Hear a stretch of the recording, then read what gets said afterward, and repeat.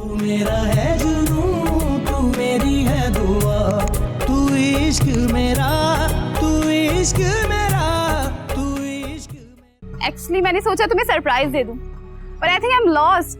मैं बोर हो रही थी तो सोचा तुम्हारी यूनिवर्सिटी आ जाऊं, लेकिन तुम कहीं नजर ही नहीं आ रहे।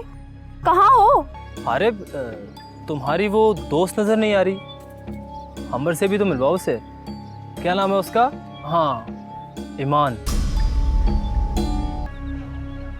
रुको ईमान। हारिब हाथ छोड़िए। हारिब सब देख रहे हैं, प्लीज। ईमान। क्या तुमने अपने घर वालों से बात की है? जी नहीं, अभी मौका नहीं मिला, लेकिन मैं जानता हूँ कि मेरे घर वाले इस रिश्ते से इनकार कर देंगे। क्या मेरा हारिब के साथ वहां जाना ठीक होगा? अगर मेरी सुतीली माँ ने